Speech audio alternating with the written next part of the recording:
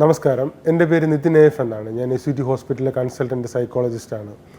ഇന്ന് ഞാൻ നിങ്ങളോട് സംസാരിക്കാൻ ആഗ്രഹിക്കുന്ന വിഷയം ലൈഫിൽ അൺഎക്സ്പെക്റ്റഡ് ആയിട്ട് വരുന്ന ട്രോമേഴ്സിനെ എങ്ങനെ ഫേസ് ചെയ്യാൻ സാധിക്കും എന്നുള്ളതാണ്. നമുക്കറിയാം, വയനാട് ഉണ്ടായ ഉരുൾപൊട്ടലിൻ്റെ പശ്ചാത്തലത്തിൽ ധാരാളം ആൾക്കാർ ലൈഫിൻ്റെ വളരെ ടഫായിട്ടുള്ള സിറ്റുവേഷൻസിലൂടെ കടന്നു പോകുന്ന ഒരു കാലഘട്ടത്തിലാണ് ജീവിക്കുന്നത്.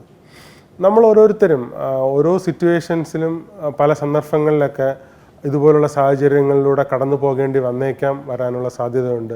അതുകൊണ്ട് നമ്മൾ അറിഞ്ഞിരിക്കേണ്ട ചില കാര്യങ്ങളാണ് നിങ്ങളുമായിട്ട് സംസാരിക്കാനായിട്ട് ഞാൻ ആഗ്രഹിക്കുന്നത്. ലൈഫിനെ കുറിച്ച് വളരെ റിയലിസ്റ്റിക് ആയിട്ടുള്ള, ട്രൂത്ത്ഫുൾ ആയിട്ടുള്ള, ഗ്രൗണ്ടഡ് ആയിട്ടുള്ള ഒരു പെർസ്പെക്റ്റീവ് ഉണ്ടാക്കുക എന്നുള്ളതാണ് വളരെ പ്രധാനപ്പെട്ട കാര്യം. ഏറ്റവും പ്രധാനമായിട്ട് മനസ്സിലാക്കേണ്ട കാര്യം എന്താണെന്ന് വെച്ചാൽ, ജീവിതം എന്ന് പറയുന്നത് നമ്മളൊരു പാർക്കിൽ കൂടെ നടക്കുന്ന പോലെയോ അല്ലെങ്കിൽ ഒരു ബീച്ചിൽ കൂടെ നടക്കുന്നത് പോലെയോ അല്ല. ലൈഫ് എന്ന് പറഞ്ഞാൽ വളരെ ടഫായിട്ടുള്ള, കോംപ്ലക്സ് ആയിട്ടുള്ള, കോംപ്ലിക്കേറ്റഡ് ആയിട്ടുള്ള ഒരു സംവിധാനം തന്നെയാണ് എന്നുള്ളത് നമ്മളെപ്പോഴും മനസ്സിലാക്കിയിരിക്കുക.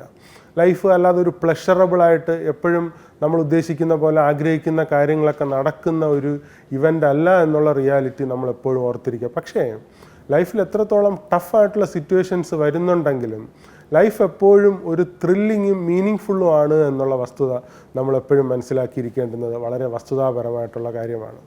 ഇപ്പോൾ നമ്മളൊരു കേസ് സ്റ്റഡി പോലെ വയനാട് ഇഷ്യൂ എടുക്കുകയാണെങ്കിൽ ഇപ്പം ധാരാളം ഒരു സപ്പോർട്ട് മെക്കാനിസം അവിടെ വർക്ക് ചെയ്യുന്നുണ്ട്. ഗവൺമെൻറ്റിൻ്റെ ഭാഗത്തു നിന്നാണെങ്കിലും മറ്റു ഓർഗനൈസേഷൻസിൻ്റെ ഭാഗത്തു നിന്നാണെങ്കിലും ധാരാളം ജനറസ് ആയിട്ടുള്ള സപ്പോർട്ട് അവിടെ കിട്ടുന്നുണ്ട്. പക്ഷേ അതിൽ അകപ്പെട്ടിരിക്കുന്ന ഓരോ ഇൻഡിവിജ്വൽസിനോടും എനിക്ക് പറയാനുള്ളത്, ഈ സപ്പോർട്ടുകളിൽ നിങ്ങൾ കൂടുതലായിട്ട് ഡിപ്പെൻഡഡ് ആവരുത് എന്നുള്ളതാണ്. അത് നിങ്ങളെ ഒരുപാട് ഹെൽപ്പ് ചെയ്യുമെന്നുള്ള വാസ്തവമാണ്. എന്നിരുന്നാലും നിങ്ങൾ സ്വയം നിങ്ങളുടെ ലൈഫിനെ ഇമ്പ്രൂവ് ചെയ്യാൻ വേണ്ടിയിട്ട്, സെൽഫായിട്ട് നിങ്ങളെ തന്നെ ഇമ്പ്രൂവ് ചെയ്യാൻ വേണ്ടിയിട്ട് ശ്രമിക്കുക എന്നുള്ളതാണ് ഏറ്റവും ആത്യന്തികമായിട്ടുള്ള കാര്യം. അല്ലാതെ നിങ്ങളെ തന്നെ വിക്ടിമൈസ് ചെയ്തിട്ട് ഒരു വിക്ടിമൈസർ അല്ലെങ്കിൽ വിക്ടിമൈസ്ഡ് അല്ലെങ്കിൽ ഒപ്രസർ എന്നുള്ള രീതിയിൽ നിങ്ങളെ തന്നെ ഐഡൻറ്റിഫൈ ചെയ്യാതെ ഫൈറ്റ് ബാക്ക് എന്നുള്ള രീതിയിൽ നിങ്ങൾ തന്നെ സ്വയം മുന്നോട്ട് വരുന്ന രീതിയിൽ നിങ്ങളെ തന്നെ പ്രിപ്പയർ ചെയ്താൽ മാത്രമാണ് ഒരു മീനിങ് ഫുള്ളായിട്ട് നിങ്ങൾക്ക് മുന്നോട്ട് വരാനായിട്ട് കഴിയുക. അല്ല ഒരിക്കലും നിങ്ങളുടെ ഈ സിറ്റുവേഷൻസിനെ നിങ്ങൾ തന്നെ കഴിച്ച് ചെയ്ത് എനിക്കിതെല്ലാം വന്നുപോയല്ലോ എന്ന് നിങ്ങളെ തന്നെ വിലയിരുത്തി അത് നിങ്ങളെ തന്നെ നെഗറ്റീവായിട്ട് ഇവാലുവേറ്റ് ചെയ്യാതെ ഈ ഒരു ടഫായിട്ടുള്ള സിറ്റുവേഷൻസിന് ബൗൺസ് ബാക്ക് ചെയ്തുകൊണ്ട്, ഫൈറ്റ് ബാക്ക് ചെയ്തുകൊണ്ട് നിങ്ങൾക്ക് മുന്നോട്ട് പോകാൻ വേണ്ടിയിട്ട് നിങ്ങൾ ശ്രമിക്കുകയാണ് വേണ്ടുന്നത്. ഒരിക്കലും ഫസ്റ്റ് പ്രയോറിറ്റിയിൽ നിങ്ങൾക്ക് ഇപ്പോൾ കിട്ടുന്ന ഹെൽപ്പുകളെ ഒരിക്കലും ഒരു ഡിപ്പെൻഡഡ് ആയിട്ട്, ഒരു കംഫർട്ടായിട്ട്, ഒരു കംഫർട്ട് സോണായിട്ട് കാണരുത്. അതൊരു സപ്ലിമെൻ്റായിട്ട് അല്ലെങ്കിൽ ഒരു സെക്കൻഡറി ആയിട്ട്, ആഡ് ഓൺ ആയിട്ട് മാത്രം കണ്ടുകൊണ്ട് നിങ്ങളുടെ ലൈഫ് നിങ്ങൾ തന്നെ ബിൽഡ് ചെയ്യാൻ വേണ്ടിയിട്ട് ശ്രമിക്കുമ്പോഴാണ് നിങ്ങൾക്ക് ഈ ഒരു സിറ്റുവേഷനിൽ നിന്ന് യഥാർത്ഥത്തിൽ പുറത്തു വരാനായിട്ട് കഴിയുക എന്നുള്ള വസ്തുത നിങ്ങൾ എപ്പോഴും ഓർത്തിരിക്കുക. അല്ലെങ്കിൽ സംഭവിക്കുക എന്താണെന്ന് വെച്ചാൽ, ഇതുപോലുള്ള സാഹചര്യങ്ങളിലൂടെ കടന്നു പോകുമ്പോൾ നമുക്ക് കിട്ടുന്നതായിട്ടുള്ള സപ്പോർട്ടുകൾ ഒരിക്കലും സഫിഷ്യൻ്റ് അല്ലാത്ത അല്ലെങ്കിൽ ഒരു ഫുൾഫിൽമെൻ്റ് അല്ലാത്ത സിറ്റുവേഷൻസിലേക്ക് നമ്മൾ എത്തിക്കാനുള്ള സാധ്യത ഉണ്ട് എന്നുള്ള വസ്തുത നമ്മളെപ്പോഴും ഓർത്തിരിക്കുക. നമ്മുടെ ലൈഫ് നമ്മൾ തന്നെ ബിൽഡ് ചെയ്യുമെന്നുള്ള ഒരു ഫസ്റ്റ് പ്രയോറിറ്റിയുടെ ഇനിഷ്യേറ്റീവ് നിങ്ങൾ ഓരോരുത്തരും എടുക്കേണ്ടുന്നത് വളരെ അത്യാവശ്യമുള്ള കാര്യമാണ്. അത് ഇനിഷ്യൽ സ്റ്റേജിൽ നിങ്ങൾക്ക് കുറച്ച് ടഫായിരിക്കുമെങ്കിലും ലോങ് ടേമിൽ നിങ്ങൾ ഹെൽപ്പ് ചെയ്യുമെന്നുള്ള വസ്തുത നമ്മളെപ്പോഴും ഓർത്തിരിക്കുക.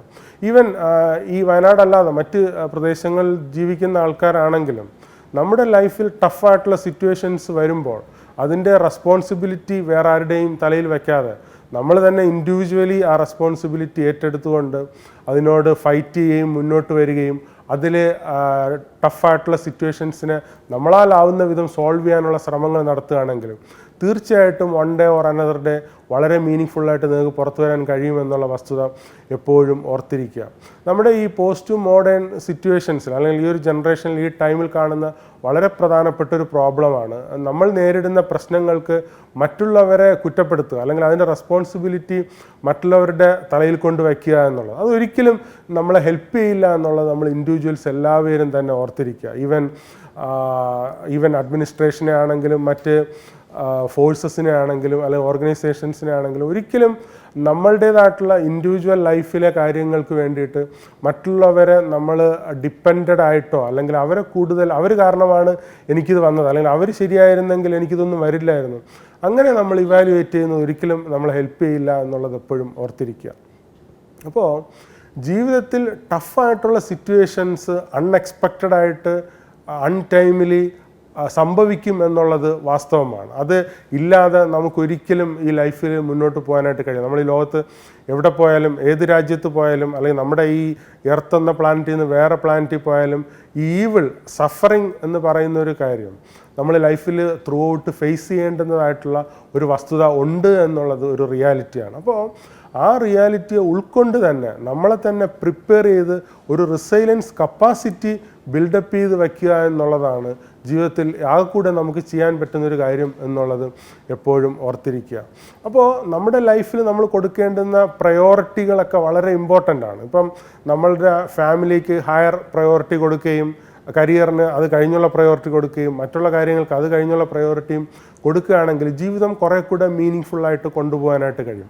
ഇപ്പോൾ വിക്ടർ ഫ്രാങ്കൽ എന്ന് പറയുന്ന ഒരു സൈക്കാട്രിസ്റ്റ് ഉണ്ട്. പുള്ളിക്കാരൻ്റെ മാൻസ് സെർച്ച് ഫോർ മീനിങ് എന്ന് പറയുന്ന ഒരു ബുക്കുണ്ട്. പുള്ളിക്കാരൻ്റെ ലൈഫ് വളരെ ടഫായിട്ടുള്ള സിറ്റുവേഷൻസിലൂടെ കടന്നു പോവാണ്. പുള്ളിക്കാരൻ സെക്കൻഡ് വേൾഡ് വാറിൻ്റെ ടൈമിൽ ജൂതന്മാരെ എല്ലാം തന്നെ കോൺസെൻട്രേഷൻ ക്യാമ്പിൽ ഇടുന്ന സമയത്ത് പുള്ളിക്കാരനും അതിനകത്ത് അകപ്പെടുകയാണ്.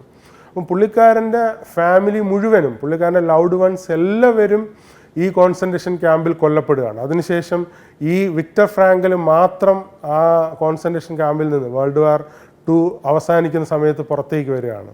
അപ്പം പുള്ളിക്കാരൻ പറയുന്ന ഒരു സ്റ്റേറ്റ്മെൻ്റ് ഉണ്ട്. അതായത് ജീവിതത്തിലെ മീനിങ്ങിന് ഇമ്പോർട്ടൻസ് കൊടുക്കുമ്പോഴാണ് ലൈഫിലെ ഏറ്റവും ടഫസ്റ്റ് ആയിട്ടുള്ള സിറ്റുവേഷൻസിൽ നമുക്ക് പിടിച്ചു നിൽക്കാനായിട്ട് കഴിയുന്നത്. അപ്പോൾ ജീവിതത്തിൽ പ്ലഷർ എന്നുള്ളതിനേക്കാൾ അല്ലെങ്കിൽ ഹാപ്പിനെസ് എന്നുള്ളതിനേക്കാൾ ഉപരി നമ്മൾ ഹയസ്റ്റ് ആയിട്ട് എയിം ചെയ്യേണ്ടുന്നത് ലൈഫിൻ്റെ മീനിങ് ആണ് എന്നുള്ളത് നമ്മളെപ്പോഴും ഓർത്തിരിക്കുക.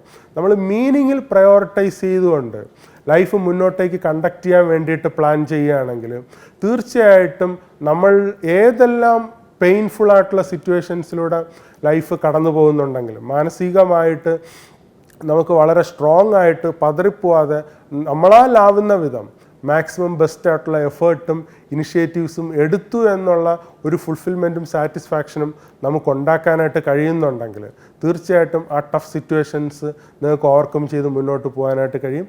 അങ്ങനെ നിങ്ങൾക്ക് വളരെ ബ്യൂട്ടിഫുൾ ആയിട്ടുള്ള ബ്ലെസ്ഡ് ആയിട്ടുള്ള ഒരു ലൈഫ് ഉണ്ടാകട്ടെ എന്ന് ഞാൻ ആത്മാർത്ഥമായിട്ട് ആശംസിക്കുന്നു. Thank you so much. All the best.